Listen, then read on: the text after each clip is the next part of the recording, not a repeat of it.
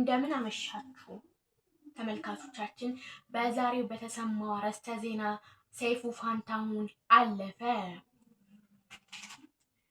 በዛሬው ዕለት በሰኔ 13 ሰይፉ ፋንታሁን እንዳለፈ በደረሰን መረጃ ደርሰንበታል። ለዝርዝሩ ደግሞ ሰላማዊት አብራናለች። አብራችሁን ቆዩ። ከዝርዝር መረጃው ጋር ሰላም ነኝ። አብራችሁ ሁኑ።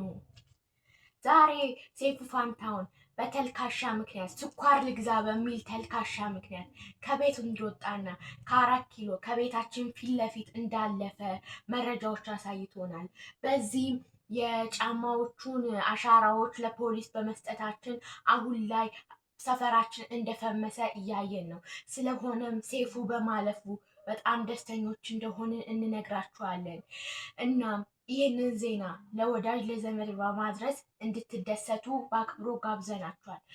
ከቀሪ መረጃዎቻችን ጋር አብራችሁኑ። ደህና አምሹ፣ ደህና ደሩ፣ ደህና ዋሉ። ሰብስክራይብ እና ሼር በማድረግ ደስታችሁን ግለጹልን። እናመሰግናለን።